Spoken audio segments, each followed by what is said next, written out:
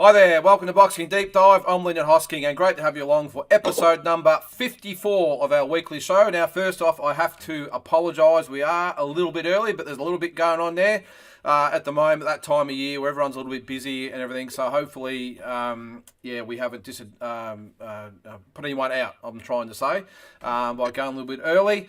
I'm going to bring in my co-host, as always, the one and only great Tassie Brown. How are you, mate? Good, thanks, Lyndon. This time next week we'll be going over my show in 100%. Hobart. Yeah. So that's next week. Obviously, we've got all the Aussie news to go over tonight, so we'll give it a mention, and obviously we'll go over it in full next week, and we'll have a lot more to talk about. But tonight, hopefully, I'm a much more relaxed man than I am at the moment. Oh, mate, I hear you. I know you. Obviously, being an ex-promoter myself, I understand the heat you're under. I understand the stress. So all good. We'll go through it all tonight. Hopefully, we can all keep a smile on our face. But I'm sure by next week, mate, you'll be counting the money and be happy days. Looking forward to the show ahead. As long as I don't lose, Lyndon, that's the main thing, mate. I'm sure you'll be fine, mate. So we are live tonight. So again, apologies, excuse me for going a little bit earlier if we've put you out. The way we'll go through it, we've got the Aussie news, the world news. I've got one talking point tonight that I actually did go over myself on Talking Boxing on Monday, but I really want your opinion. It would have been great to have Pete on as well, but he couldn't get here tonight. I rang him today. I think that quiz is still playing on his mind, but we'll see how we go. I think, last time I actually heard, and this is actually from a good source, is walking up and down Lygon Street in a Versace robe, talking to himself, Was he? Oh yeah, so I've had the quiz did crush Peter, but look, love him, great guy, great promoter, great manager, great boxing man. But yeah, I think I've done some damage within quizzes. There is levels to this, as they say, mate. So there are levels, 100%. Yeah. So he's sure us he'll be back. We'll probably get him on every couple of weeks. I think we'll try and get Noonan Boy in there as well, and we'll rotate around a little bit. Well, I know everyone's sort of busy and everything. So as long as Tassie's here, mate, we all know that's the main. That's what the viewers really want. They want the controversial, no filter, says what he thinks and what he means, just like that. Yep, sounds good, mate. Well, so as I said, we've got the Aussie news, world news, our talking point. If you have a comment, a question, anything you want to say, put it in the comment section there. We'd love to hear from you guys. I think it's worked really well the last few weeks, having the input from you viewers out there. There is a 30-second delay, I think, because the internet tries to make sure we're all nice and level and everything else, and we're not sort of lagging. So if you ask a question, we've moved on. We will go back as we go. So don't be shy. Put your comment or question in there, and we'll do the best to answer it. Let's firstly go on to the world news, mate. Now, up till the start of the week, I must admit, I didn't really think there was sort of a hell of a lot going on. But in the last probably 48 hours, it's all exploded. We've got we'll get to a minute. Obviously, we had Jason Waitley. We'll get to in a sec. But the No Limit. We've had DNL this weekend. We've got Tasman fighters. There's this whole Zarafa thing with No Limit that I want to get your opinion on. So Liam Wilson added to the Liam Wilson, Charlo. Yeah, it's huge. Yeah, exactly. All right, well, let's start at the top of the agenda, mate. Let's get to Jason Waitley. Now, he fell short in Poland last week. He lost a 12-round decision to Matus Masternak. No disgrace in it whatsoever. I did watch the fight. I'm not sure whether you've seen some highlights or whatever of it, but look, he gave his all, but Masternak just did what he had to do, and it's always tough in someone's home country. Yeah, look, mate, he went over there, and gave his all, like we all expected he would do, mate. He's a warrior, and obviously his coach Marcos, great trainer, and mate, they move very fast. We've only I think the 10 fights to be fighting for a world title eliminator, so I guess that's the plan they had. With that, sometimes comes you go over to the guy's backyard, the guy that's obviously been around a lot longer in the pros, and I guess that's what happens. I guess when you sort of try and move a little bit fast, but I mean, I'm sure, there's no disgrace in the loss and he'll come back bigger and better. But I mean, I guess sometimes, you need to slow down a bit. And but like a loss isn't a big deal. Like people play it is. He's gone over and fought a top guy in his own country. I mean, you only be better for it, and you'll still be in contention. And he'll probably fight for a world title again one day. Might not be the Opatea dream what they were planning, but I mean, well done to Jason and his team for going over there and having a crack. Yeah, well, the final scores or the judges' scores are 119, 108, 117, 110, and 118, 109. So it sort of suggested it was one side, but I think a lot of those rounds were close. And obviously, when it's close, the hometown fighter generally tends to get the nod. But what I really admire and respect about Jason and anyone, for that matter, who probably could have stayed in Australia, probably could have played it safe, sort of got into a voluntary position or whatever it might be, and waited for that Joe Pataia fight, but he went to Pole and he wanted that IBF shot. This is a guy that only had 10 fights, by the way. He put it all on the line. Absolutely no disgrace losing to Massenet. And look, he's 31, 32, whatever he is Jason. And I think we spoke about it earlier in the week. I just got a feeling that the Pataia-Waitley fight will happen at some stage. It might be a year or so down the track, but at some stage, I think it'll still happen in some form or another. Yeah, I mean, he was an Olympian, had a good amateur career, so I guess that's probably why they're sort of a bit more wanted to move a bit faster, because he paid his dues in amateurs, and a lot of these guys that have had big amateur careers want to sort of fast-track the pros, a bit like a Lomachenko. So, I mean, look, mate, well done to him, mate. Heart of a warrior, and well done to him and Marcos. Nah, exactly. So, yep, as I said, I've just got a feeling that I'll get a couple of wins back for him. I know Dean Lonergan well enough to know that that's the fight he still wants to make, as they say, mate. If it makes dollars, it makes sense. So I think down the track that will happen eventually. But anyway, we'll see what form that comes in. The other one that was just announced yesterday, which sort of, I won't say it come out of the blue because there was talk they were going to do one on the 23rd, but the card of No Limit, Paul Gallen, Justin Hodges too. Well, I don't know about you, mate. I'm not overly excited about that. But the card itself, the one surprise I've got to, you can see it right there on the poster. Michael Zarafa is under No Limit, the No Limit umbrella. What do you make of it? It's good. He's obviously in that mandatory position for a shot, so he wants to stay active. And I mean, look, any fight now for Zarafa is a dangerous fight because so much is on the line. I mean, I don't really know much about Kratiti. I've seen him fight that time when he beat Cameron Hammond. I don't think as much he's much of a threat to Zarafa of what I can see. So I think it's pretty safe. But look, anything can happen in boxing. But I think Zarafa should beat him. And yeah, look, it's nothing's impossible in boxing. Yeah. I did see a few shots of Ben Damon he had the other day. Yeah. Him and Ben Damon both, and Ben Damon said that and a bit of tongue in cheek, and then Zarafa fired back. So that's interesting, and obviously Gallen. But I think there's a lawsuit with Gallen. There's a court thing with Gallen and Hodges about the stoppage. Yeah, with the referee. I've got a feeling that might be forgotten by getting the rematch. I've got a feeling they might be sweeping that under the carpet. Gallen wants the 6 rounds or they walk away. Yeah, I saw that. I don't blame him too. So Hodges has got to play ball. It's not fucking 2-minute rounds. And obviously too, so look, it's not a bad card. I spoke to Tim yesterday, obviously for his birthday. Tim Zua obviously mentioned Nikita's not on this one, but yeah, look, it'd be interesting, mate, to finish off the year, and it's pretty interesting. Shout out to Joel Taylor's team for taking on the tough Ty Telford. We sparred Joel the other day with boy Bo Belbin. Good team, and good luck to Joel Taylor. 8-0, taking on one of probably the most dangerous guys in the division. And, mate, full credit to the team at Shadow's Gym down at Eltham. Yeah, well, I'll go through the card. I've got a couple more questions about the fights before we move on. But so Ty Telford, obviously, like you said, will fight Joel Taylor for the Australian welterweight title. You can see there Paulo Cuso will fight David Zagara. Now, Cuso's 2-0. Zagara is 35-8-1. So, but I do like Cuso's. I love him as a fighter. But I do agree when he says, "Look, I've had a very extensive amateur background. I don't care how many fights he's had. I'm taking on." So it's a great attitude to have. The rematch, Cohen Mazzudia, Wade Ryan. I'm actually looking forward to seeing that one. Wade Ryan stopped Mazzudia. Was it 11 rounds or 12 rounds the last time they met? I think Mazzudia gets the job done this time. But that's a really good rematch. I'm interested to see how it goes. Lyndon, mate. Listen, forgive and forget, Lyndon. Don't be. You're still upset at Wade Ryan because he didn't reply to your message. Now, let's tell the viewers the honest truth. You're not a fan of Wade Ryan? I was disappointed, I will say. I sent him a message when we were doing interviews on a weekly basis. You hold a grudge like no other. No, well, I don't get mad, I get even, Tassie. I was like, all right, that's it. But anyway, I asked him to come on.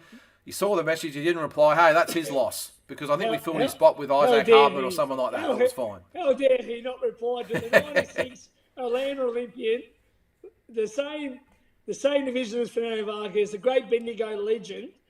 How dare he not reply? Well, I'm sure, mate, if you were in the same boat and someone didn't message you back, at least someone that might not have done what you've done in the sport, you might be a little bit peeved. Before, you know what I've done? What's that? The finger emoji. I send like that. I'm not really like that. But all that aside... I usually do it when I was single when a girl didn't reply. That's a bit different. But all things aside, hey, that should be a really good fight. The other one on there... It's a great fight. Yeah, Tommy Brown, Jorge Capin. Don't really know much about Capin. Brown, he retired on one of the shows. He's back. Yep, he's back. Okay. Tawana Campbell will fight Deanna Hobbs. Really looking forward to that one. I really rate Campbell. She's only had the 4 fights, but Dee Hobbs obviously goes well. She's fought for 2 world titles. So Chanel Dargan always comes to fight. She's up against Shandy Mayra, 9-4. She is, so that's over 4 twos. Tonio Taliva up against Louis Masters. I like Louis Masters. He always comes to fight. He can bang mate down at the stand-up fitness gym, the boys. Yep, and George Peterson will fight Gary Phillips. So look, really good card. Out of the fight, I know we're obviously looking forward to Joel Taylor, Ty Telford, but again, Zudia, Wade Ryan should be a ripper. I'll tell you now, mate, it's worth the price just for that fight. Yeah, I agree. Mate, I'll tell you now, and credit, I said to him the other day, I said, mate, Jolie Taylor does not care, mate. Beautiful kid. Mate, Telford's an animal, and they're going in there with 1,000,000% confidence, so that's a cracker.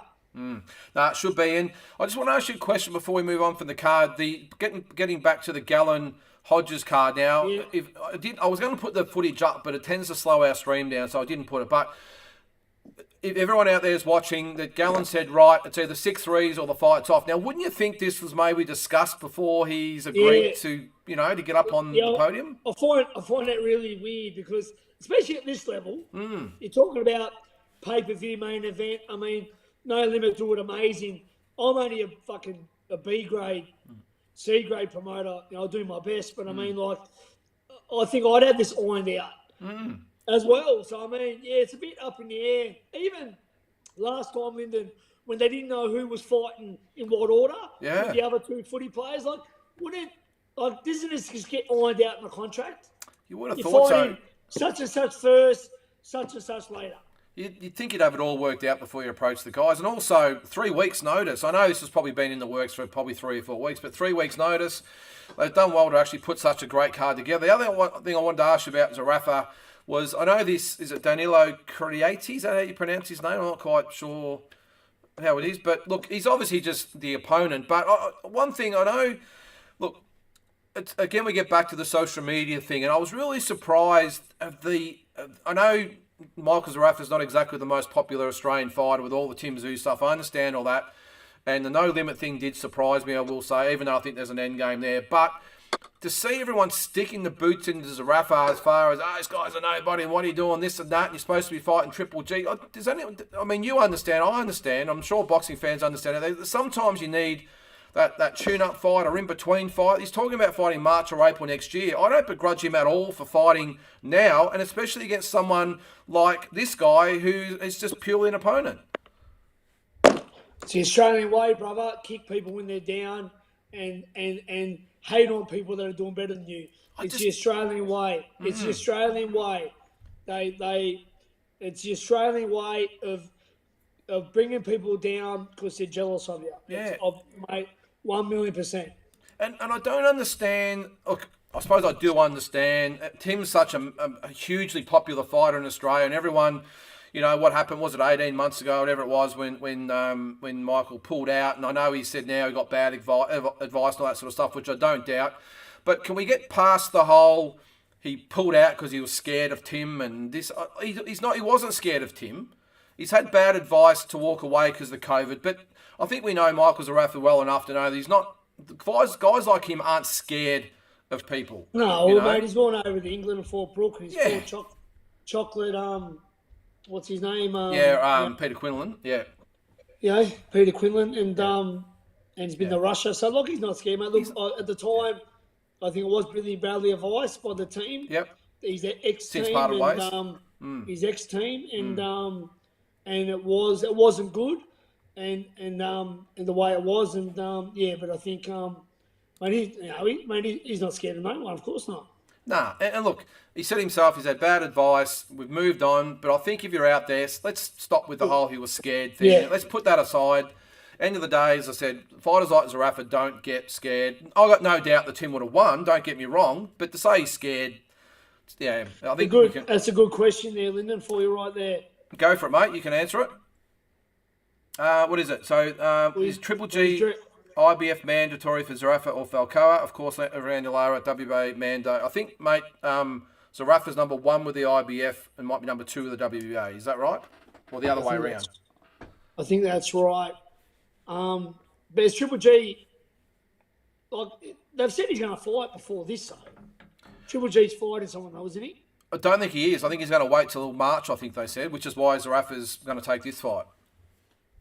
Yeah, but Zerafa's probably not going to fight Triple G. Well, see, that's the other thing I was going to say too, because it was. I really find that. Yeah, it was put on. It was put out there yesterday that Zerafa said he's had talks with Triple G. There's been a verbal agreement they're going to fight, but what hasn't been mentioned is that where do the WBA and IBF come into the scheme of this? Because the WBA, Arizandi Lara, they've already mandated Triple G must fight him, and if it's going to be a mandatory for the IBF, it's got to be Falcao. Yeah, it'll be Lara, I reckon, mate. And, mate, he's not coming to Australia. Oh, mate. He's not. Well, he's going to want $5 to $10 million to come to Australia, isn't he? He's not coming to Australia, mate. So people get a bit carried away and they post stuff. But like years ago, they put Tyson Fury versus fucking Jai Bataya, or Justin Hooney. The people get too carried away. Big J, how you doing, brother? Big J. Yeah, good to see you, Big J.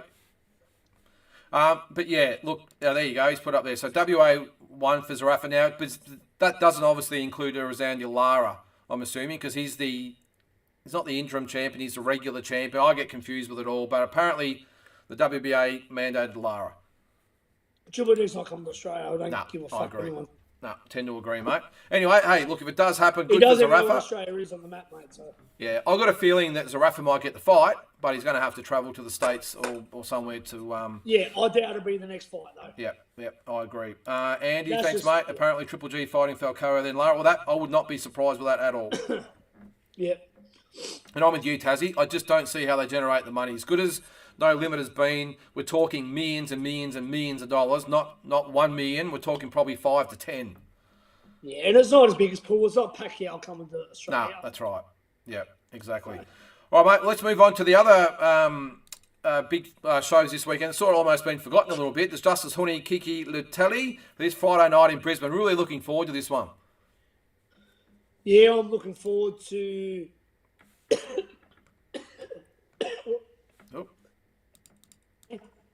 I'm looking forward to Campbell Somerville versus Ben Horn. Yep.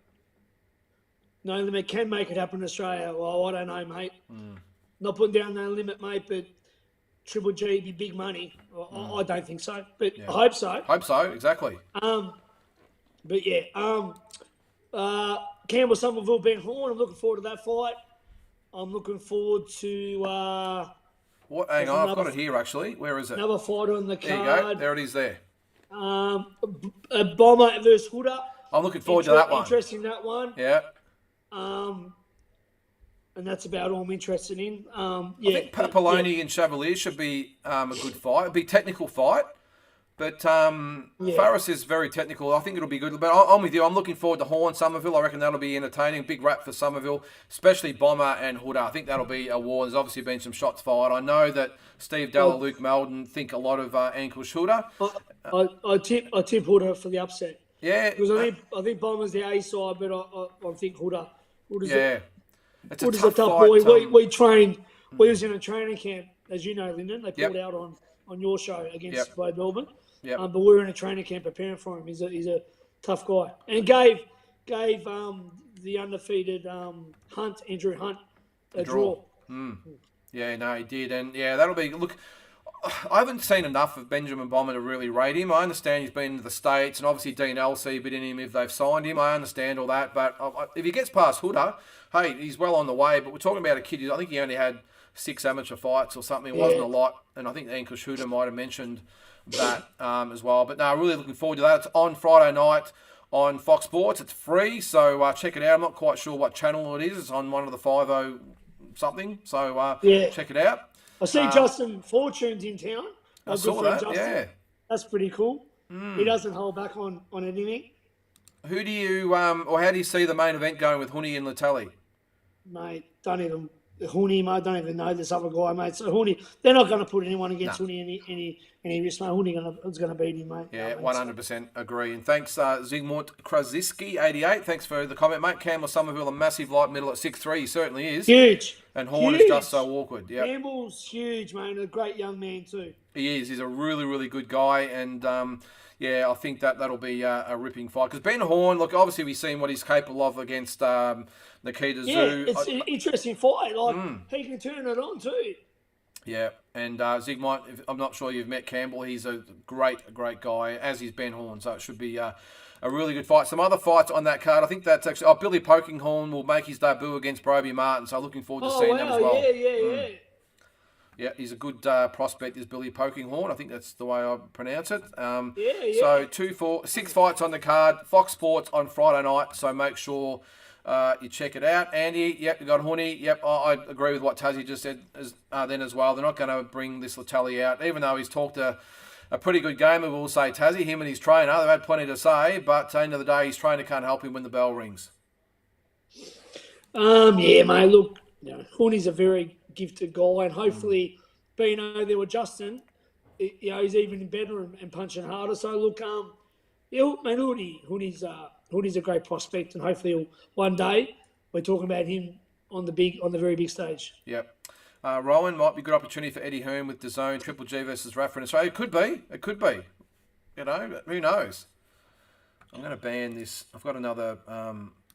You made it in the big time, Tassie, when you've got the porn site. So I've just banned him. So I get one every live we do. 100%. But yeah, mate. Look, who knows? It's a good point, says Andy. Yeah, look, with Eddie Hearn with Triple G, he wants to obviously make a big splash in Australia. I don't know, and I think we spoke about it as well, mate. I've just get backtracking on Zarafa. I've just got a feeling that the No Limit thing was Zarafa. We did talk about why the end game might be that Zarafa with Tim in a year's time or something. Hopefully, maybe Zarafa wins the world title, Tim wins the world title, and regardless of what happens, there's that big fight there because it still is the biggest fight in Australia to be made, in my opinion. It would be. Yeah. Definitely. So, anyway, although Huni and McKean at some stage will be massive as well, being heavyweight, so we'll see what happens there. All right, let's move on, mate. You mentioned at the top of the show, Liam Wilson has been added to the Tim Zoo Jamal Charlo card in Las Vegas, January 28th. He's going to be fighting, looks like, Archie Sharp, who's the number 1 WBO contender, so massive stakes for Liam. Mate, amazing.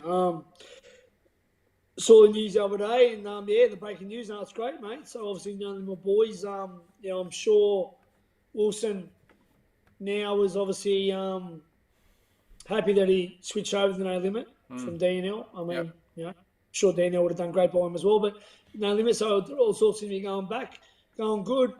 2 wins away from that bad loss he had, and now he's on the card in Vegas, and obviously Sam Goodman's on the card too, I believe. Yeah, he is, yeah. And then you got Tim versus Charlo, so it's awesome.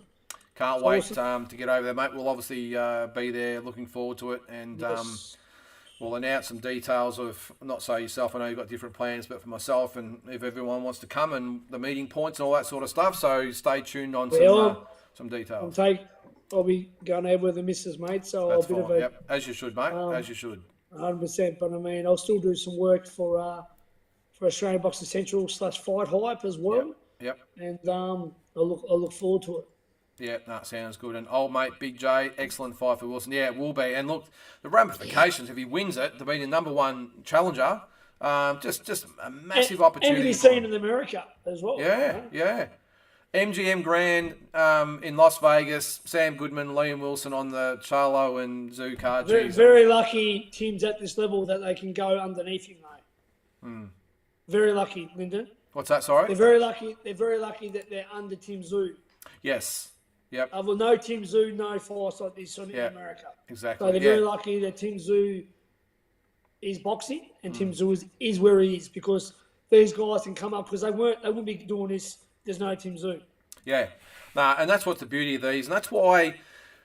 Just getting off subject a little bit with the no limit thing. I understand the whole footy type of thing, but I think as this shows here, if you get the show right, you can really build the profiles of the guys. And I know it could be even a talking point, but I just think No Limit have done so much for the sport in the last 3 or 4 years.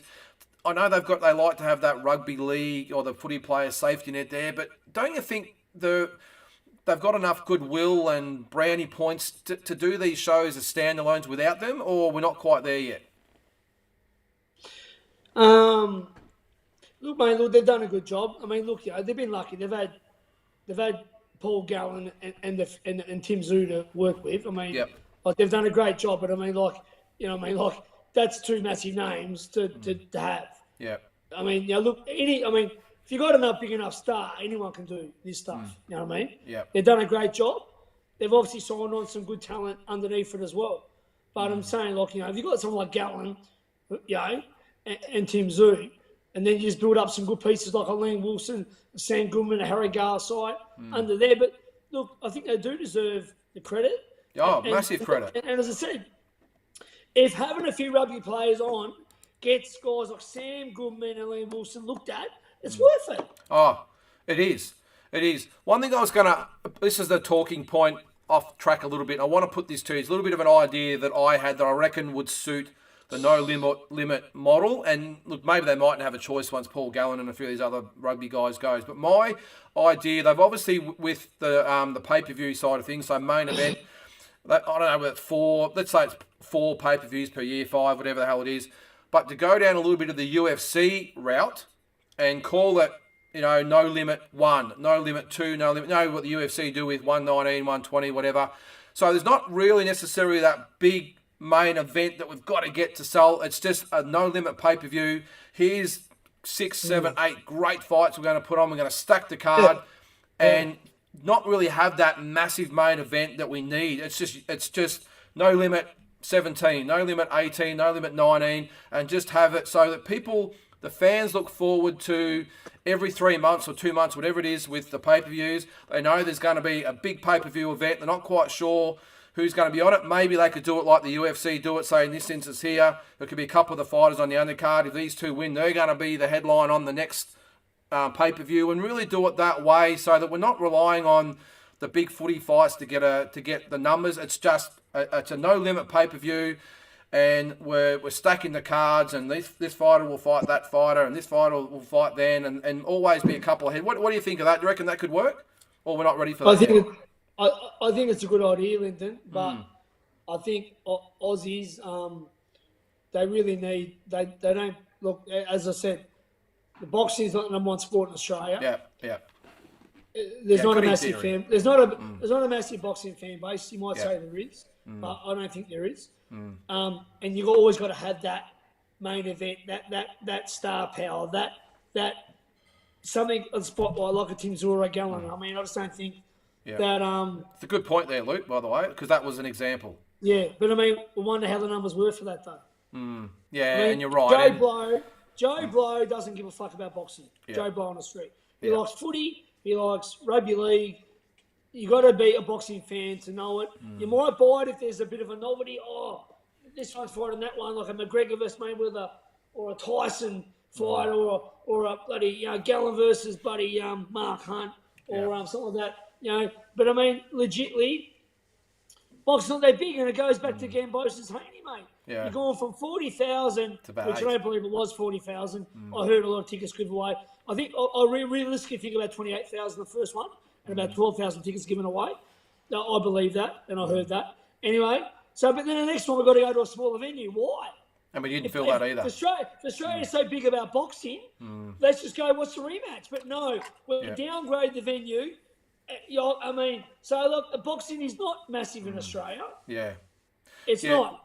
And it never will be, because you're right, mate. The The average bloke's a dickhead. So that's why. Look, yeah, you're right, and I can see where you're coming from. Maybe if the future is pay-per-views rather than in-house, you're right. Have we got the future, the ability? Lyndon, not butting you in. The future, you're going to lose more boxing fans because the generation of people, more so males, are going to be more pussified not to watch boxing. Yeah. I'm just being honest. You're going to lose more boxing fans because the next generation of kids, you don't even know if they're a male or female. So, honestly, true. Like, you're going to lose that. Go to watch the boxing at the pub. Them days are gone, mate, because the generation, the male genitalia is losing bit by bit. Well, let's park that because that's actually my talking point tonight. That what you're talking about. Yeah, not about that, but about boxing. Is boxing sort of destroying itself? But let's just quickly go over the rest of the news and we'll come back to this because this is obviously something we want a bit of time for. So I did actually forget this week also there is the Tasman Fighters card as well. Connor Wallace, Letty 2. Looking forward to that. So that's on this week. So Dana Coolwell will fight Kevin Seniaro. Eric Sokolov, the Viking, will fight Moen Saku. Bryce McLaughlin will fight Marcus Nelson. Jake Wiley will fight Patrick Clark. I don't think it's definitely not on Fox. I'm not quite sure of the streaming circumstances, so I'll put that up when we know, guys. But one good fight on the other card. Actually, before we'll go back to that, Connor Wallace and Letty. Can Wallace get revenge over Letty? Oh, yeah, I think so. Letty hasn't been active. Yeah. Wallace is a good win over Ferris Chevrolet. Yeah. I think Wallace gets revenge. Yeah. Yeah, no, I agree. Quick comment there from Rowan. Hodges' fight wasn't a sell the first time, so they've done the 2-fight thing, yeah? This card is stacked with great boxing matchup. So the test might come, Rowan. I don't know the figures. None of us know. But as I said before, if we remove the rugby safety net, can we have those Super Saturday type of events? I don't think the Super Saturday thing might necessarily be the way to go. I'm talking about a pay-per-view that's on a Saturday night. It's got 6 or 7 or even half a dozen really good fights on it and build it that way. But the Super Saturday was worth a go. I would have liked to have seen it without the rain and having to come inside, not being able to do all the carnival stuff outside. But anyway, on the undercard of this one, there's also Taylor Robinson and Shayaz Minowa for an IBF Super Flyweight Eliminator. I'm not quite sure how this works. I don't think Taylor Robinson was rated that high in the IBF, and I think Manoa is actually more of a flyweight, not rated at Superfly. So I don't know how it's an IBF eliminator, but it is. So who knows? Boxing and sanction and fees, Lyndon, it doesn't matter. Silly question, I suppose, isn't it? So 100%, Lyndon, very silly. So hold with all the comments there too, guys. We're going to get to the end with the boxing is destroying itself. I know a lot of you guys watch on Monday nights, and we went over, but I want Tassie's point of view with that one.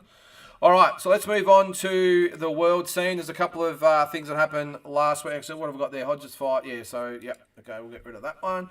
All right, so Lomachenko, mate. Hang on, I'll get rid of that if I can. There it goes. Lomachenko sets up the Devin Haney fight with pretty routine. Well, I won't say routine. It's actually quite closer than what I thought it was, but he won 115, 113, 116, 112, 117, 111. Wasn't a bad fight in the end.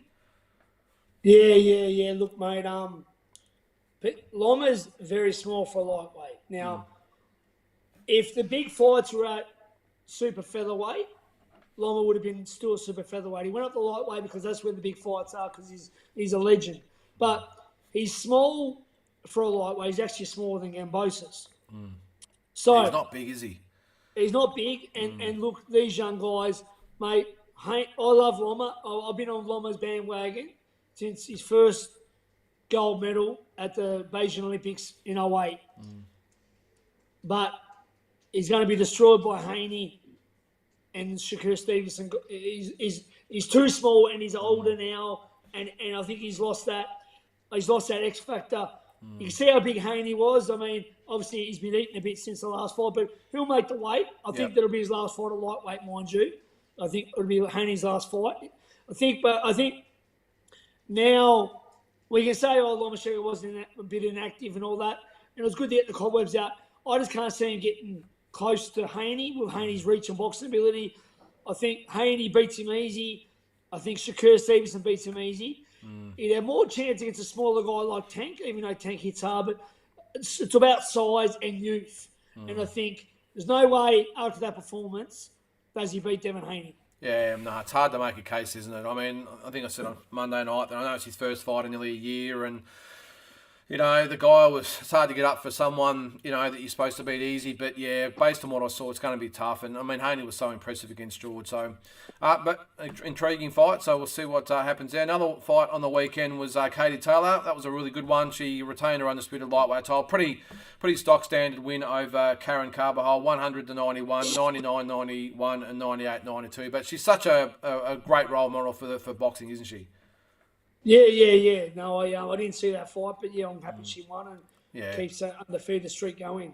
And looks like, I think Serrano might be obligated to defend her undisputed title. I'm not sure this is going to happen next, but that's obviously going to happen at some stage next year. But Katie Taylor, look, I thought she was very impressive. Did enough to get the job done, and can't wait if she fights in front of her crowd in Ireland. Geez, all hell will break loose over there, I think. Massive crowd for her. So this weekend, mate, we've got Dimitri Bivol against Gilberto Ramirez in Abu Dhabi. Looking forward to that one as well. Who you got? I think that's going to be a tough fight. Mate, this is a bloody tough one, mate. I'm going to go the upset. I'm going to go Ramirez. Oh, yeah. Okay. I'm going to just go the upset. Bivol had the fight to beat Canelo, but I'm going to go with Ramirez. Jeez, yeah. Well, I was tempted to. Look, I'm still going to stick with Bivol. I just reckon I mean, Ramirez looks so much bigger, but look, obviously they'll make weight and everything else. But yeah, look, I think I'll stick with Bivol. But that's such an intriguing fight. I think it's going to be really good one. I think it's on early Sunday morning, or it's in Abu Dhabi, so I don't know, not quite sure what the time difference is there. But check your guides with DAZN. If any of you guys out there know, let us know. But yeah, that will be a ripper as well. And Teddy Hearns, really he's got pumping the boxing in the Arab nations, Abu Dhabi, Saudi Arabia. Yeah. So, hey, you got to go where the money is. And I'm going to say Eddie Hearns got the frequent flyer points happening. He's been to about 6 different countries in the last 6 weeks. Eddie Hearn, mate. Eddie everywhere. What would it be like to be Eddie Hearn for one day? It'd be pretty cool. So it should be good. So check your DAZN schedules for that, but I'll be tuning in for sure. Should be a ripper. Another one of the World Center I wanted to ask you about was this one. It's been the last couple of days. Looks like Errol Spence, Keith Thurman for December 17. They haven't actually got a venue yet or an official announcement, but the word is this is going to happen. This will be a ripper as well. Look, we discussed, obviously, it's a shame the Crawford Errol Spence fight didn't happen, which is the biggest fight in boxing, bar none. No fight's bigger than Spence versus Crawford. Also, it would have been the number 1 pound for pound king, the winner would have been. Yep. We didn't get it. Negotiations broke down. I don't know whose fault it is, Spence or Crawford. I'm not in a position to know. Crawford's fighting the guy he's fighting. Spence versus Thurman, at least that's a bit of interest. So I think Spence stops Thurman to the body. Yep. But yeah, it's still a name. So it's good that they're both fighting. Let's hope next year we can get the fight happen. Let's hope. Yeah, well, we can get it. Who knows? But mandatories are going to come involved. Guys will get stripped. Boot Ennis wants both of them. Boots Ennis probably beats both of them. So I don't know. We've got the Bivol and Zerto expiring partners. Yeah, it should be Andy. I'm looking forward to that one. It's an intriguing fight. Just to go back a little bit there.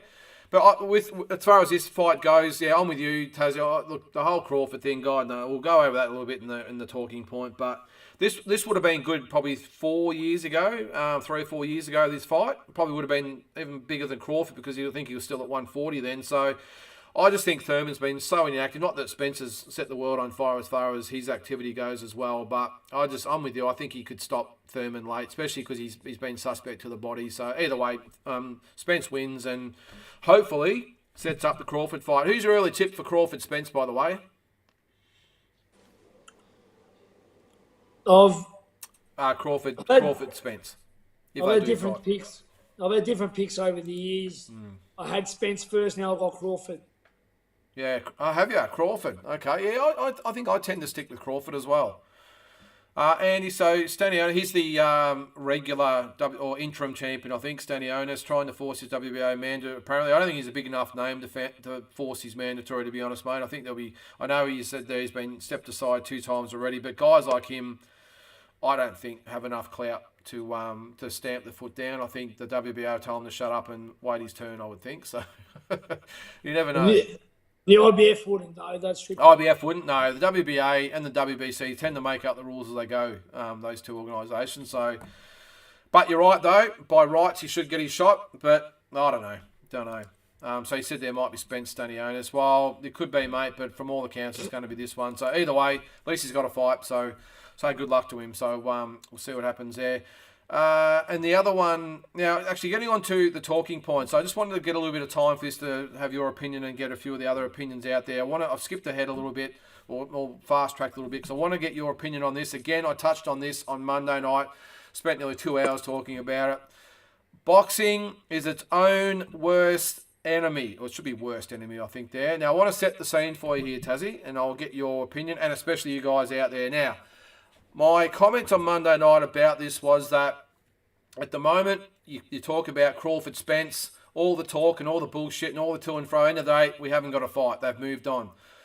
Tank Davis and Garcia, hopefully that might be a little bit different. There are talks that it might be getting close. But end of the day, a lot of talk hasn't happened. I know we had Pacquiao and Mayweather, and we've currently got Usyk, Joshua, Fury, all these different ones. What I'm trying to say is at the moment, boxing is shooting itself in the foot because we've got organisations like the UFC who are doing it so well, as much as we're all mad keen boxing fans. And no matter what we do, we just tend to just keep upsetting the people that make this sport happen, or the fans. Yeah, well, I mean, this is nothing new. It's been like it for a long time now. I mean, all the different sanctioning bodies hurt things, having 3 champions in the one division with interim belts and regular belts and all that stuff, and champion and numerous and WBC gold and silver. I mean, for a long time now, it's hurt the sport. And now, fights like Spence and Crawford not happening when it should. I mean, of course, boxing's its own worst enemy. The people, but the thing is, Lyndon, it's all about money, mate. Yeah, I know. The life is about money. There's not a person watching now who's not about. Everyone's about money in life. Yeah, you can say I don't give a shit if I've got none. Well, yeah, I'm sure you mean that. I'm a realist. Boxing's about money, and these sanctioning bodies have gotten worse and worse, and they've been the ones ruining it, and it's all down to money, Lyndon. Yeah. And that's what's hurting boxing. Boxing's hurting boxing. The people that run boxing's hurting boxing, and yeah, us the fans are just dumb smucks. Well, yeah, and the thing is, my point is, its own worst enemy is we've got the promoters and managers, sometimes even the boxers, holding the sport to ransom. Our biggest stars fight once a year, sometimes longer. You know what I mean? And an example I had the other night, or I made, was that back in the day, all those massive fights of the 80s and 90s, I'm talking about, the Fab Four against each other. Even then, there was De La Hoya and Mosley and Mayweather and Pacquiao and all those, Fernando, Vargas, Mosley, all fought each other. They all, no matter all the twos and fros and all the egos involved, the fights got done. That was my main point. The fights got done. At the moment, the fights aren't getting done, at least when they should happen. Well, those fights all happen when they were supposed to. Hagler-Leonard was probably one for different reasons, happened a little bit later, but it still happened. At the moment, the fact these fights are dragging on for a year, 2 years, 3 years, sometimes more, that's what's wrong with boxing at the moment, because that was, as I said, my point. No matter the circumstances and money and egos, the fights still happen at the moment. They're not happening. 1,000,000%, mate. I mean, as I said, obviously, Hearns, Duran, Hagler, Hearns, De La Hoya, Mosley, De La Hoya, Trinidad, Vargas, and Whittaker Chavez was the pound-for-pound fight at the time. The Pacquiao Mayweather fight happened, but happened a lot later. But I mean, look, they still got done. 100%. And I believe, I don't know, you can say promoters and managers, but sometimes the fighters pretty much run their own teams these days. Back in the day, you was Team Duver or Team Finkel. Now the fighters have more say now. So I mean, look, lot of the fighters don't want these fights. Yeah, I agree. Fighters don't want to fight more than once a year. I mean, look, Chavez, when I see Chavez, watching him, I mean, how many times you see Chavez or a Ricardo Lopez or a Whitaker fighting regularly? I mean, like they take non-title fights. No one dreams of a non-title fight these days. And they're like, James Toney, we mentioned one night, had fucking 6 fights before in the 1 year. It's all changed. Now, it'll never be, I'm not putting boxing down. Fighters will never be, boxing will never be what it was in the 80s or 90s. Yeah, I think, look, I'm with you. I think, like it or not, we're going to have to accept it, that's the case. But I'm with you. Now, boxers more than ever are now businessmen as well as boxers, and that's a good thing.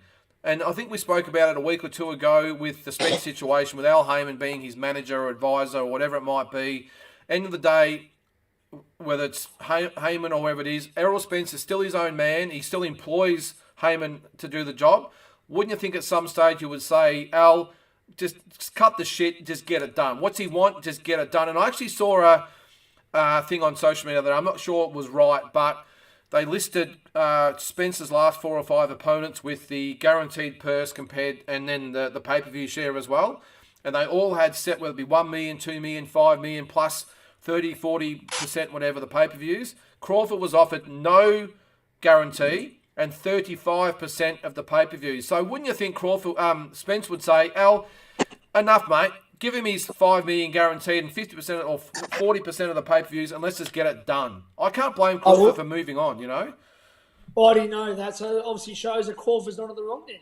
And it's the other side. That's right. Pretty much. Because he's not gonna do it for nothing. The biggest fight, in many years. What do we got there, Andy? I swear a lot of these fans are here just for drama instead of the actual fight too. Yeah, I think, well, in this day and age of YouTube and the Instagram and that sort of stuff. Drama, all these reality TV shows. Yeah. I don't watch none of them. Reality TV is for clowns. Well, on the weekend, mate. I've got enough reality living my life than fucking watching the TV show. Or show. Come and watch the Tassie Brown reality TV show. Geez, you'll get a fucking shock. You'll be on the edge of your bloody seats, guys. I bet we will. But your mate, Jake Paul, was on the weekend. That's again with all the big boxing, all the big fights on the weekend. That was still the biggest fight of the weekend. A YouTuber against a 47-year-old MMA guy. That there shows what's wrong with boxing. It's not wrong with boxing, Lyndon. It's what's wrong with the 2022 generation of fan. Yeah. Young fucking TikTokers. Yep. YouTubers. Mate, I'm going to say something right now, and it's not pissing me in my own pocket. I put a post up the other day so my fighters could see it. Now, my show in Hobart next week, it's going good. It won't be the best show ever, but it's going good. But in 2002, no social media, not even a camera phone in my recollection, I packed out 1,500 as the main event at the casino in Hobart. True story. In 2006, I packed out 1,800 as the main event at the City Hall. Now, no social media, no camera phones, nothing, no way of promoting like you can now. But I did it. These days, these guys have got they can barely sell anything. They've got all the platform because this generation are fucked. Lazy. Our kids, generation of TikTokers, YouTubes, guys being girls being guys, all the bullshit, rainbow flags, transgenders, fuck off. Yep. Seriously, it's ruined everything, and it's ruined boxing. Well, the other thing I did, again, Rose, I keep going back to Monday night, because, again, I went over it for an hour and a half, whatever it was. Peter Maniatis on TikTok. The example I had, though, Tassie, was that, and I suppose it might actually go against what you're saying here to some extent, because that you take the example of the UFC. This is the example I used. Now, when I went to the UFC, I don't think you probably haven't gone UFC, but I went. I never will, Lyndon. Yeah, well, I went when I was in. I could have came with you easily then, but I didn't want to. I went. Yeah, no, fair enough. Well, an example I'm going to use is that on the night, the fighters, after they fought, it was about the fans and if they please the fans. And I want to fight him because of the fans. And the fans really matter to the fighters and the organisation because I think they understand the complexity of it all. But in boxing, it seems to be about me, and it's all about me and my money and this and my status and who's first on the poster and who walks out last, all that sort of stuff. Where in UFC, it's just about, hey, let's just get it on and see who's the best. And that's one thing, like it or not, you've got to give it to the UFC because they do it so much better than boxing. Yeah, but they don't pay the fighters like they do in boxing. They don't. I'm not so talking about the organisation with the pay. I agree with you, by the way. It's one thing Jake Paul was hit right on the head that he is right. But apart from that, it's more so the fighters, and they make the fights when they should happen with the opponents that need to fight, not this whole negotiation push. I understand it's an organisation, not promotional, different sanctioning bodies and that sort of stuff, but it's probably more the mentality of the fighters and the fans rather than the boxing side of things. I know what you mean, but it's just two totally different things. I don't think they have the ranking thing like we do. And there's always been negotiations going back to the Hagger's day. Had to be negotiations. There was still Don King and Aaron, but I know what you're saying. I just think it's two totally separate platforms, and I can never see one being like the other. I don't know. I know what you mean, though. It's about the fighters wanting to fight. I don't know. Look, at the end of the day, yeah.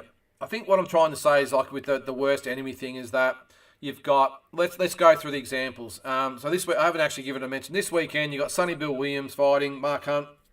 Yeah, you mentioned that. No, we didn't. Well, anyway, a different story. But with that is, like, they're fighting on Saturday night or whatever. But I think someone mentioned before, there was some mainstream news about the event, and it wasn't about any boxers. It was just about that fight. So that's probably one. And of course, the Jake Paul one. And what I will say about Jake Paul is that, hey, I take my hat off to him fully as far as being a businessman. It's not his fault that we're all the way we are. He's just doing what he has to do to make money and get his name out there. So this is not about him personally. It's the whole situation. He made sure his whole undercard not long ago was paid as well. He did, yeah. Thank you, mate. Appreciate it. But I'm just honest. I'm not saying I'm always right, always wrong. I'm not saying I'm for everyone. At least for me, you're going to hear the truth and what I think. And I'll never, till the day I die, I'll never say what anyone wants me to say. I will speak my mind, and I don't care if you lock me up or kill me. I will speak my mind until the day I fucking die. Should be more of it. What's this one here I missed? A reporter tried to encourage Jake Paul to fight Joe Diesel Riggs. Ex-champ now doing bare knuckles. That would be decent. I don't really know much about him. I don't know much about UFC, let alone the bare knuckles, even though I know that, holy shit, that's not a sport. That's just barbarianism, I think. That's just crazy. But yeah, so just on the point though, mate, I suppose what I'm trying to say, as I said before, it's the big fights aren't happening when they need to happen or when fans want them to happen. And if they do, they're stretched out to the maximum. You've got the main top line fighters fighting once a year, and I don't blame them because they get paid big money, but the fans are not having a choice but to sort of wander off and fight and watch some of these YouTube fights because it's not really the big fights. And when we were back amongst it in the 80s and 90s, there would seem to be big fights every single month. Now they seem to be like one or two a year, the massive fights I'm talking about. And that shows that something's not right. And I know and I will take out of that, by the way, Australian boxing. I think Australian boxing is absolutely flying at the moment. It's more of a worldwide thing, but it seems like there's plenty of shows out there. And I know we've got the streaming services and that now, but the real big quality fights, we're just not seeing them happen at the moment. Maybe we're in a lull. Mayweather, Pacquiao, De La Hoya, and all Mosley and all those guys have sort of moved on. So maybe we're in a bit of a lull, and Canelo's might be the end of his career in Triple G. But I don't know. Just at the moment, I just don't see where we're going. A bit of a rudderless ship at the moment. Yeah, well, look, it might be even worse when Bob Arum dies. I know top rank will still have a structure, but or maybe Eddie Hearn steps in. But it's still only one guy. Don King's not there now. Yeah. We can say what we want about him. He used to do a lot of shows. So, Eddie Hearn, there's not enough promoters on the world stage. Yeah. There's more promoters in Australia than there is in the world. Yeah. Well, they look up Joe Riggs. I'll look him up, mate, for bare knuckles. But look, you got Oscar De La Hoya seems to have taken a step back. Eddie Hearn's really stepped up. Yeah. Oscar was doing heaps, but he's off the ball now. Maybe the promotion's a very small state. Well, they might have a few fights, but don't really do a lot. So really, when you think about it, it's Eddie Hearn and Bob Arum. They're probably the two biggest ones, and that's really about it. Yep, yeah, pretty much, mate. And like, Al Heyman's fighters only fight every now and then. I No, mean, PBC, of course. Yeah. but yeah, not much. I suppose the more worrying thing, though, out of everything, though, is at least back in the day, Aram and Don King hated each other, but they still did business together. The problem we have now is they're not doing business together. They're all slagging each other off on social media, and nothing's getting done. Yeah, 100%, mate. It's just yeah. Look, it's just fun. Look, if any of you guys have got some comments to throw at us, are we barking up the wrong tree? Are we just stuck in a bygone era where we've got to start living in the now? Let us know. But, mate, look, as I said, I think back to the 80s and 90s when boxing was just, I mean, I can name probably 50 fights that were massive. And now, I know we've had, Tyson Fury and Deontay Wilder, and we've had Canelo Triple G to some extent, but apart from that, there hasn't really been a lot of big fights in the last few years, and I don't know, maybe we just got to get used to it, I don't know. Well, Linda, I'm going to go put on my happy pants, and I'm going to go play some marbles in your backyard, because I'm still living in the 80s and 90s, mate. Yeah, me too. I'm going to put on some Motley Crue, bit of Dr. Feelgood, kickstart my heart, because you won't beat the 80s and 90s, those that are blessed to have been grown up, because today's society and today's world is shit to live in. Shit. Oh, it's shit. Yeah, I talk about it all the time. Where's the big bands? Where's the big movies? Where are they? I don't know if I want to. I'll top 100%, mate. Top Gun, Point Break, Why Man Can't Jump. Shout out to Rosie Perez. Why Man Can't Jump. But yeah, look, it's all happening, mate. All happening. If making or missing the 80s and 90s makes me a dinosaur, then I'm happily a dinosaur. That's all I'll say. Call me a dinosaur too, mate. Call me. Yeah, Fred Flintstone, if you want. But as I said, Australian boxing, though, the flip side, so much going on, so much happening. That probably is bucking the trend as far as the world goes at the moment, which is a good thing. And Luke, a good point. I know COVID sort of did hurt, but you would have thought that when the whole COVID thing was finished, all those big fights would be getting made left, right, and centre, and they're not for some reason or another. So. Anyway, all right, Tasy. Well, I know you've got a job to go to tonight, mate. I know you're pretty busy this time of year, and I really appreciate you coming on with, of course, your show next week. If you can make it next week, that'd be great. We'll talk about your show in detail. I'll be in Tassie, mate. We'll do it, and we'll give it a good plug. Yeah, awesome. Sounds good, guys. So, is there streaming of the show or not? No, mate. At my shows, you pay. If you haven't paid to be in the venue, then you're not fucking watching it. Yep. I don't do streams. You pay to be at the venue, you buy a beer. I don't give a shit who's watching. I care about who's in the venue watching. I don't care about the mainland watching because you don't pay me nothing. Can you at least get someone at ringside with the iPhone or something for us? Or No. No. Al Heyman won't take a risk, but Tassie Brown will. You fly to Hobart and you watch the fight or you don't see it. Yeah, no, fair enough, mate. All right, well, what we'll do, we'll let you go and get to your job, mate. Again, appreciate you being on, and we'll cover your show in full next week, mate. So I'll let you go. I might just take a couple more questions by myself while you go, mate. But again, go for it, Lyndon. Appreciate it, mate, and we'll talk soon. See you, mate. All right, that was Grant Tassie Brown. Let's keep going with the questions here, guys. I'm by my lonesome, but I want to keep going with if you guys want to continue the conversation. So maybe the sport needs major reforms, the promoters and governing organisations. Well, I did say a little while back, James, that my idea, well, not an idea, but it's a wish, would that maybe there would be a governing body that's not a sanctioning body. You've got, of course, still have the big four, no dramas of that, but have some sort of world body that oversees the four sanctioning bodies, and there's some sort of uniformity as far as maybe they've all got to get together, which is almost impossible by the way, because they all think they're the best organisations going, but where they get everyone together, have they can have their own rankings and ratings and all that sort of stuff. That's fine, but have some sort of criteria that boxers have to meet as far as getting rankings.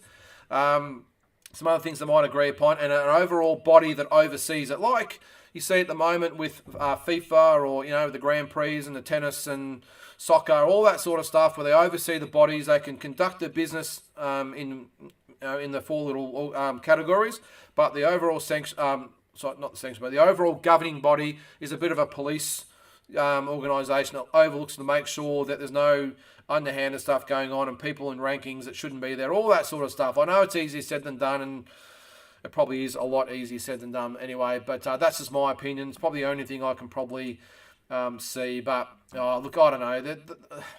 to me, boxing, it just seems to be broken at the moment, and I'm not quite sure how to fix it. As I said before with Tassie, maybe we're just in a bit of a lull at the moment where there's just not enough big names. Because when you think about it, as I said before, you've got, we had that era where we had Mayweather, Pacquiao, De La Hoya and Cotto and Marquez and Mosley and Trinidad and you name it. It keeps going on.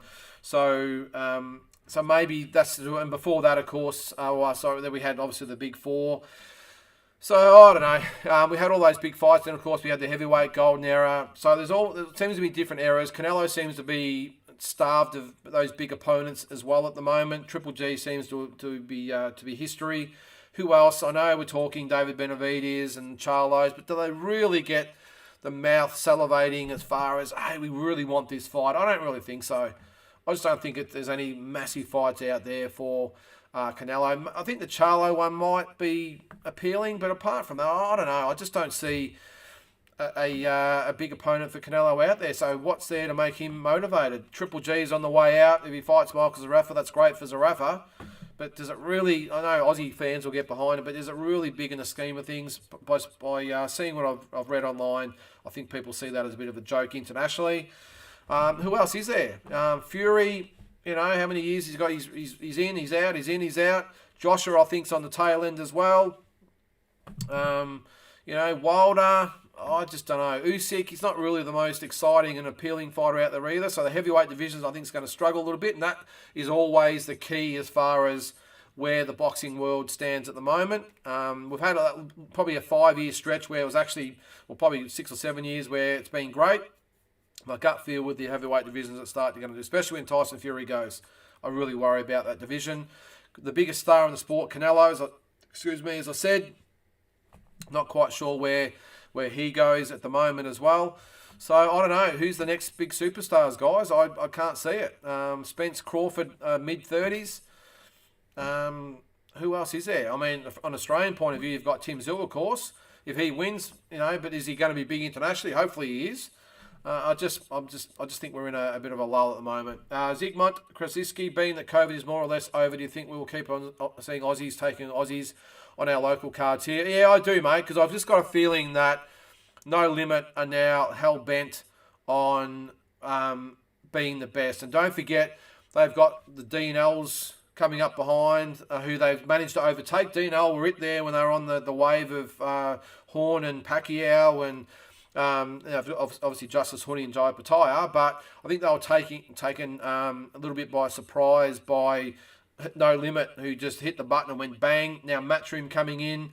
So I've got a feeling that those promotional companies are going to have to do what the fans want, and they want Aussie versus Aussie fights. And that's why I think what I said before has merit as far as the big pay-per-view shows featuring Aussies against Aussies against Aussies against Aussies. Maybe there's a big fight as the main event, I suppose, that maybe could have an international fighter on it.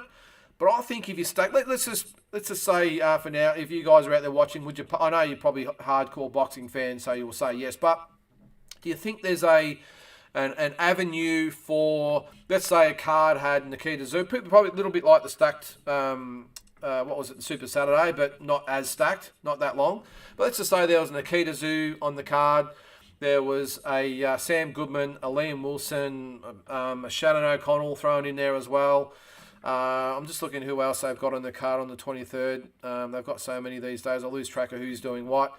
They have the girls on there. They have a Chanel Dargan, and all these a Ty Telford or a Kuso on there as well. So they have maybe 6 A-side fighters on the card, and they put them against other good Aussie names on the card. Is there a provision or a potential that the Australian public or boxing fraternity will say, hey, we're going to buy that because the whole card is really good fights featuring really good guys against each other? I don't want those A-sides on there fighting nobodies on the B-side. I don't want that. But you can see the card, as we went through before. Telford, Joel Taylor, great fight. Akuso Zagera, don't really know much about him, I can't comment. Mazudia, Wade Ryan, great fight. Gallen, Hodges, whatever. Campbell, Hobbs will be a really good fight for the girls. And there's a really good talent pool with the girls as well to stack the card with them as well. So I just think there's enough Aussies out there at the moment where it could work. And I know, 3.5 years ago, No Limit, when the first foray into pay-per-views, just whacked out Tim Tszyu against Joel Camilleri. Now, I must admit, I didn't think the show would work, so I remember thinking, is that really pay-per-view worthy? I know Tim's obviously got the name, but he hadn't really fought anyone up to that stage. He'd, apart from having his name, he hadn't really done a lot. And Joel Camilleri, great guy, you know, former Australian champion, won a couple of regional belts, but not a name, you know, as far as, you know, out there in the community, I suppose, the non-real hardcore boxing fans. I thought that might struggle, but they took the risk and they put it out there. They put it straight on pay-per-view, and it was a massive success. They followed it up with Joel Brubaker, Dwight Ritchie. I can't remember who else he fought in there as well, but they rolled the dice and they backed themselves to put Tim Tszyu as the headliner and stacked it with some really good fights on the undercard, and it worked. They were all big successes, and they were really well received by fans in the stadium and people watching at home. So that's why I think if they have the big enough names on the A side and put them against legitimate B side opponents, preferably Aussie opponents, I really think that there's, you know, the ability to do that. But to answer your question there, mate, do I think we'll keep seeing Aussies against Aussies? Yes, I do. I think Matchroom are going to want Aussies versus Aussies, which I've already showed. And that's why I think McKean against a Lucas Brown could be an option for the next one. Maybe they could swing something with Hardman in there. I know he's happy with Dean at DNL at the moment, but anything can happen. And a lot of these fighters, I think what will happen with a lot of these fighters out there, they're not going to be locked into long-term contracts with a lot of these companies, because you've really got three legitimate world-class promotional companies out there that I don't think has ever been the case in Australia. Well, I know it has never been the case. DNL, No Limit, and Matchroom Boxing, and that's why all these young fighters. That's why there's probably no coincidence that we're seeing such a boom in Aussie boxers at the moment, and the amount of world-class fighters we've got, because they're getting these platforms to fight on. Back in the day, it was the Bill Mortys and, you know, one or two that came after him, but there wasn't really the money to put into big cards, and there was obviously no pay-per-view back then either. It was just Sky Channel. So there's lots of different parameters and that in place these days that help, you know, the up-and-comers.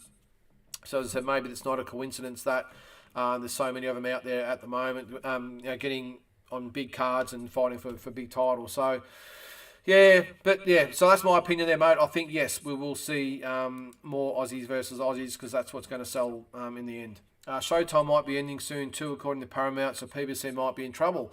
I wasn't aware of that, Andy. I didn't know that. Well, it probably makes sense, mate. HBO pulled out, so it does make sense that Showtime does the same thing. Massive amount of dollars that go into these shows, obviously, and the streaming services seem to have taken up a bit of the slack. I hate the streaming services. I'm not a fan of DAZN at all. I think they do it on the cheap. Showtime to me's always been the second best. HBO, bring me back. We spoke before about the 80s and 90s, of course, when HBO was massive. Please come back, HBO. That was the golden era for me, and that would be really sad if Showtime left as well, because to me, they've been the biggest one since HBO left the sport. And if they go, I don't really see what we do. I know, you know, with the ESPNs and the zones and all with their pay-per-views, but geez, what happens then? I know the sport will survive and someone else will come about, but yeah, I don't know, because I'm not a big believer that the DAZN model will be long term. I've just got a feeling the amount of money they've pumped into boxing in the last couple of years, it's just massive. I'm not sure they've got the return they're after, and I don't blame the fans if it does fall over, because you would see the commentators are very ordinary, the production's very ordinary, the shows, the undercards they put on are very ordinary, very, very poorly produced. So I'm not a big rat for DAZN at all. So look, who knows, maybe ESPN might step up and do maybe a worldwide sort of more platform with what they do. I don't know, maybe PBC might start their own streaming service, but big money involved in it as well. Or maybe they just go back to letting the individual countries do their own production and just simply take the feed. So it might be, you know, say it's ESPN or whatever platform it might be. I know Boxer's a big one that's just started out in the US. Boxing, BXNG. It is. I talked to the guys in Vegas when I was over there at the Expo, and they said that they're going to be a massive... I know Fight TV is out there, by the way. I know someone will probably bring that up. But what they want to do is go even bigger than Fight TV. So that might be the case where someone like that takes the No Limit pay-per-view and streams it. They pay for the stream to put into the States, and they, rather than do the production themselves, they just simply outsource and work out a deal. I don't know, but if Showtime go, geez, we're in a bit of trouble, especially if DAZN collapses as well. Maybe this is the streaming platform error. Yeah, I think it is, mate. I think it is. I don't know. I don't know where. Again, boxing is its own worst enemy. We haven't got a proper streaming service at the moment. I mean, again, Australia bucks the trend with Main Event. I think what they've done has been great and continue to be great. And I think it'll get better. Maybe the world's got to look at what we're doing over here. But the American system at the moment, which is obviously the biggest one in the world, I just don't think it's healthy at all over there. They determine the health of the sport worldwide, and I just think the American scene at the moment is not in a good state. BLK entering there with Bud versus Vasyl. Is that right? I didn't know that. Okay. So maybe someone like that will take the reins. I don't know, but I just worry about where we're heading at the moment, Andy. So like and subscribe, folks. Thanks, mate. Yep, keep it coming. We're almost at 500 subscribers, guys. I know it's been a slow build, but each week, especially the Talking Boxing show, has been great. More and more people tuning in every week. And actually, before I forget, next Tuesday we have the Mike Altamura hour. So we normally record our dream fights and classic fights on a Tuesday night. With only Mike and I at the moment for different reasons. Tassie and Peter and Nick Noonan have all got things on at the moment. So what I'm going to do next week, we're going to go live on Tuesday night from 7:30 or 7:45. I think it's 7:30, where we're going to go over Mike's biggest 5 best fights of all time, his 5 favourite fighters of all time, and his 10 most memorable moments of Australian boxing of all time. If you watch boxing, Talking Boxing, you'll know that I've done those over the last few weeks, but we're going to give Mike an opportunity to do it. And I will say, don't miss it, because no one knows more about boxing than this guy. And he will educate you, I guarantee it. So tune in on Tuesday night from 7:30. It'll be about an hour long, so should be good for everyone.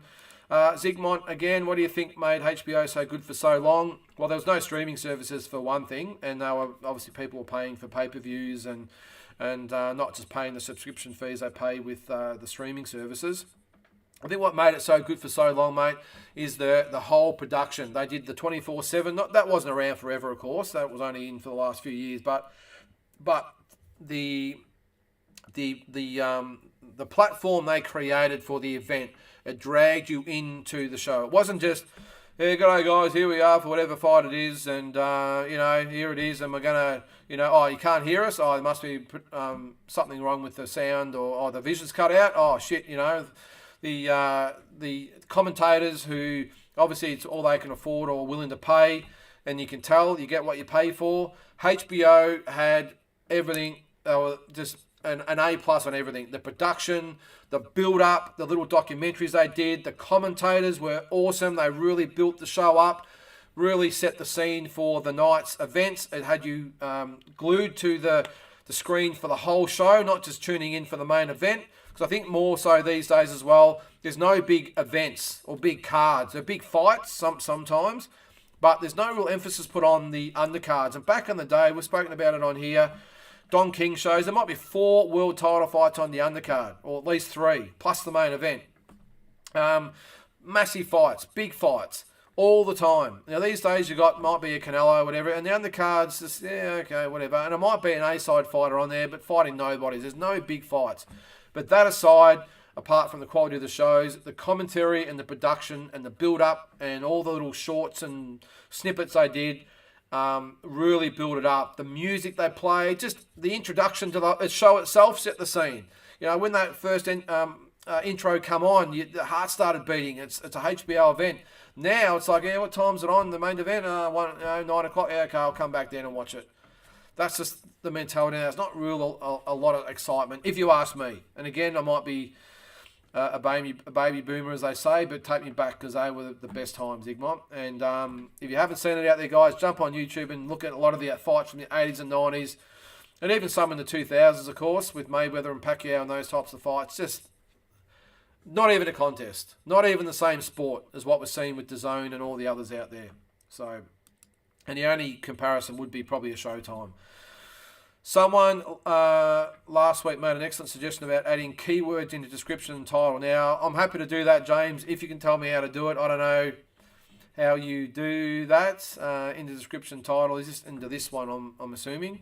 Anything you can suggest to get it out there. We are building surprisingly enough, our dream fights and classic fights are getting a lot of traction. They really are. I think our Pacquiao and was it Costa Zoo or Pacquiao? I think it was Pacquiao and Costa Zoo's had 26,000 views, and most of our dream fights have anywhere between 1,000 and 10,000 views. So it's really good. It works really well. The classic fights are building as well. We might get 300, 400, 500, 600 people watch that sometimes. I think we had nearly 900 for Whitaker and Nelson. These shows that we want your interaction are the ones we need to build. So any suggestions, guys, let me know. Spread the word. But as I said, we're almost at 500 subscribers. So keep them coming. Recommend us, share us, all that sort of stuff. Because the more input we have, obviously, the better show it is. The more interaction with you guys we can have. And any suggestion that you guys also might have as far as shows goes, then bring it. Especially the Monday show. I'm going to actually have some special guests on that coming up as well. We're going to have, might be this week coming, but probably the week after, we're going to have Shannon O'Connell on the show before she goes to England.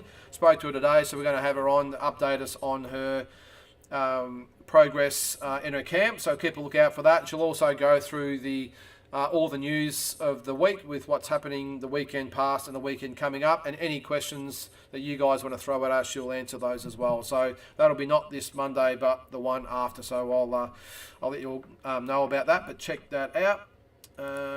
Prince Nassim Hamed was on HBO. Yeah, he was back in the day, mate. It was, again, mate, they were massive, James. All the biggest fights were HBO. They really were. Look, again, I know I'm getting old, but how good was his entrances? They really were.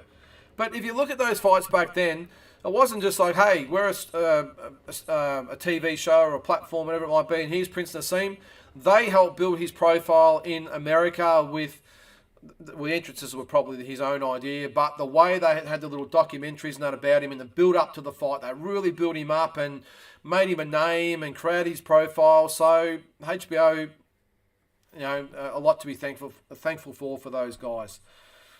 That was me. Just saw it somewhere on YouTube. Yep, check it out. And there's plenty of big fights. Go back and check out Hagler and Hearns and obviously Leonard and Duran and Holmes and just they were just awesome. Back in the, I could keep going on all night about the beauties of HBO, but don't take my word for it. Go back and look at the HBO fights on YouTube. They were great. So, but I think that's almost about it for tonight, guys. As I said, Mike will be on live on Tuesday, so check that out.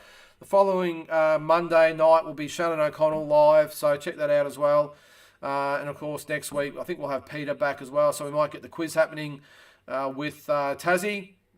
Should have a little bit more time, hopefully, with Tassie next week. It's just that time of year.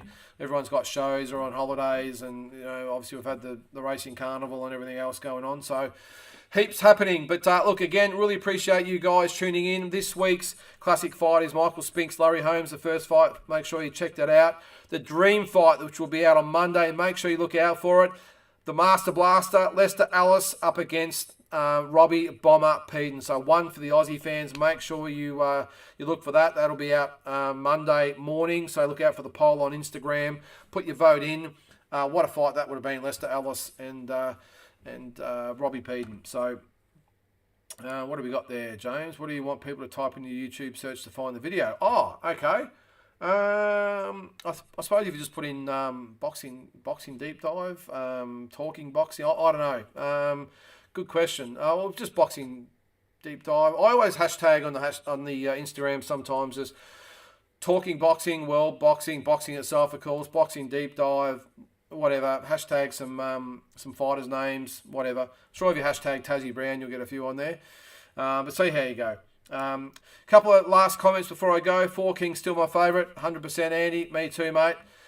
Used to love watching the Big Four, and again an example of what I was talking about before. They fought each other. There was no qualms and bullshit about purses and who comes out first. It was, hey, let's get it on. I want to prove I'm the best, and that's why I be forever in debt to the Big Four, the Four Kings. I'm assuming you're actually referring to the Kings there. I think the other heavyweight Kings you're referring to might be Ali, Fraser, Foreman, Holmes, Norton, those guys as well. They're probably the heavyweight version of those as well. So smash that likes, and whatever I need to do to get it out there, let me know, whether it's on here or in a private comment, whatever, because I want to keep building the channel as much as we possibly can. So, all right, guys, that's about it for tonight's episode. Really appreciate you guys tuning in as always, and again, I'll see you on Monday live at 7:45 for Talking Boxing. See you guys.